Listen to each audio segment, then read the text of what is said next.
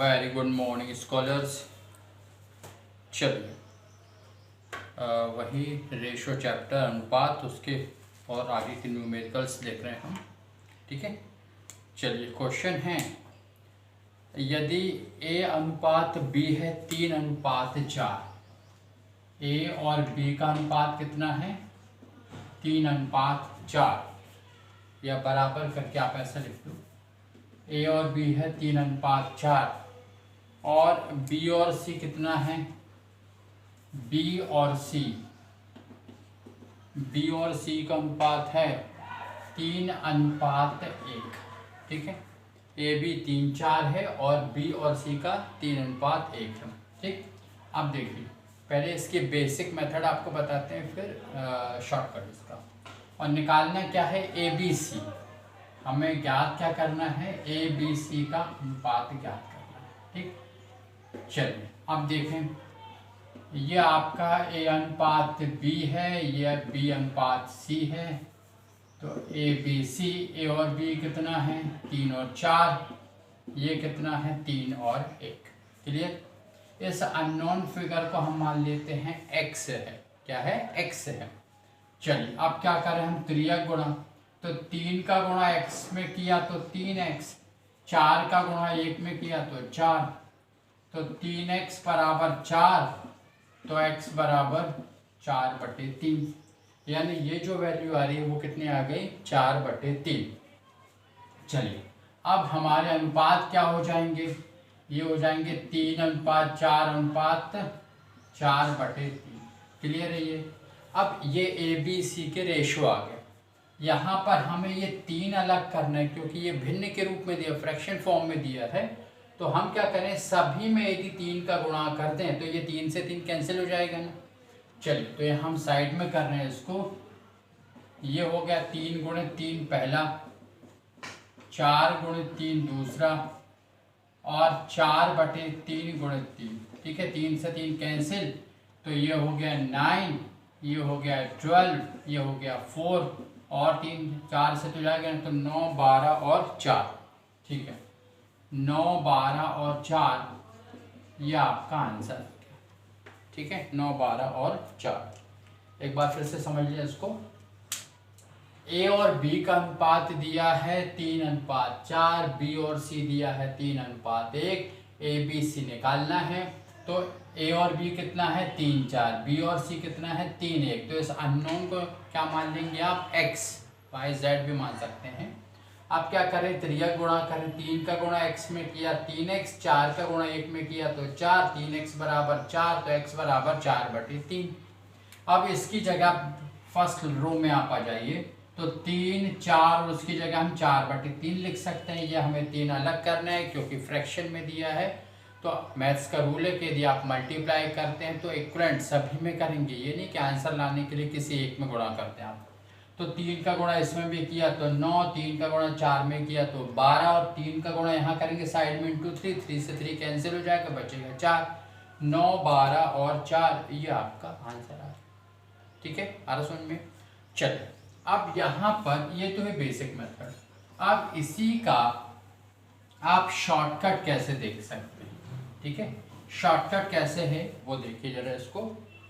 आपके पास में है ABC, तो ये देखिए, ये हम लिख दें A B और C। क्लियर। अब A और B का कितना है 3 और 4, इसका कितना है 3 और 1। यहाँ तक पहुँच गए।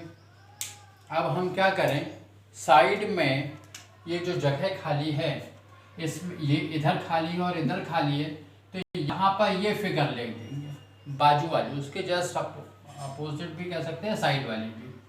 तो ये 4 के बाजू में यहाँ 4 लिख दिया, यहाँ 3 के बाजू में ये 3 लिख दिया। और अब आप वर्टिकली मल्टीप्लाई करें, गुणा। तो 3 × 3 कितना हुआ 9, 4 × 3 कितना हुआ 12, 4 × 1 कितना हुआ 4। ये लीजिए आया। ठीक है, एक बार फिर से समझें। ABC का निकालना है अनुपात, A और B दिया 3 4, B और C दिया है 3 1। अब आपको ABC निकालना है, तो A और B को लिखा 3 और 4। ठीक है, ये 3 और 4, और इसको लिख दिया 3 और 1। इसके बाजू में जगह खाली थी तो ये फिगर लिखेंगे, ये नहीं। तो इसके बाजू वाला, अच्छा इधर पे बाजू में एक आध और होता तो यही वाला फिर रिपीट हो जाता। ठीक, तो इसके बाजू में ये लिख दिया, इसके बाजू में ये लिख दिया। वर्टिकल यानी ऊर्ध्वाधर, लंबवत आप मल्टीप्लाई करें तो 3 तिरका 9, 4 तिया 12, 4 एकम 4, 3 आ रहा समझ में? ठीक है, चलिए एक आध और देख लो। अगला लिखें क्वेश्चन यहाँ पर, और इस क्वेश्चन को हम वैसे ही देसी तरीके से करेंगे। ठीक है, लिखा है, क्वेश्चन है, गोविंद, शंभू, रवि और महेश, ठीक है, उनमें उनके अनुपात दिए हुए हैं और 630 रुपये को बांटना है। तो वो बांटना है वो तो हम बाद में देखेंगे, पहले इनके अनुपात देख लें। हाँ, तो लिखा है गोविंद जी को हम लिख सकते हैं जी, शंभू को एस, रवि को आर और महेश को एम। क्लियर? ये अब रेशो क्या है, गोविंद शंभू हैं 2:3, तो ये आ गया 2:3। क्लियर है ये? फिर दूसरे हैं 4:5, ठीक है, फिर हैं 6:7। आ रहा समझ में? चलिए 2:3, 4:5 और 6:7। अब इनका आपको जो है, जैसे ABC निकाला था ना, तो अब GSRM का एक वन लाइनर जो है, एक लाइन वाला रेशो चाहिए इनको। ठीक है, वैसे इसके मेथड जो है, यदि ये क्वेश्चन 5 नंबर 10 नंबर का है तो बात अलग है, आप डिटेल्स में जाके करेंगे। पहले इसको x मानेंगे, उतने को सॉल्व कर लोगे, फिर जब ये वैल्यू, ये x की वैल्यू आ गई तो ये 5 हट जाएगा, अब वो x वाली वैल्यू लिख देंगे, फिर इन दो को सॉल्व करके यहाँ x मान लो। ठीक है, तो वो एक अलग मेथड है। लेकिन आपके पास में जब आपके पास मल्टीप्लाई या MCQ क्वेश्चन आए तो इतना वक्त नहीं होगा कि आप जो इतनी लंबी मेथड से करें, तो बेहतर है आप वैसे वर्टिकल मल्टीप्लाई मेथड यूज़ करें। हाँ, चलिए इसी को देखें। इसके बाजू में 3 के बाजू में 3 ही लिखेंगे, तो ये 3 यहाँ चला गया, तो ये 3। फिर आप चाहे तो इसी को कह दो, या इसके बाजू में फिर ये लिख दो, तो ये लो, इसके बाजू में ये 3 लिख दिया। अब चूंकि बाजू में ये आया तो इसके बाजू में यही कहलाएगा, तो ये 3 लिख दिया आपने। यहाँ पे ये 5 के बाजू में ये 5 लिख दिया, ये 4 के बाजू में ये 4 लिख दिया, ये 6 के बाजू में ये 6 और ये 6 के बाजू में ये 6 लिख दिया। आ रहा समझ में? एक बार फिर से समझ ले कि ये 2 3 4 5 6 7 थे, इनके बाजू में ये 3, ये आप चाहें तो इसको थोड़ा सा डिफरेंट कलर से डाल देते, ले लेके ये 3 हो गया, इसके बाजू में हमने 3 लिखा है, ये 5 लिखा है, और इसके बाजू में 6 और उसके बाजू में 6 लिखा है। आ रहा समझ में? चलिए अब क्या करना है हमको, मल्टीप्लाई वर्टिकली। तो 2 चौको 8 6 48 है, 6 चौको 24 दूनी 48, 4 6 24, 2 48 हो गया, तो ये 48 आ गया। 24 तिया 72 आ गया, या फिर 4 तिया 12 छिक्का 72, 12 छिक 72, 3 4 12, 12 6 72, 3 5 15 छिक्का 90, और 5 तिया 15 सत्ते 105। आ रहा समझ में? तो इस तरह से ये आ गया। और किससे इक्वली डिवाइड हो सकता है, तो 3 से डिवाइड कर लो।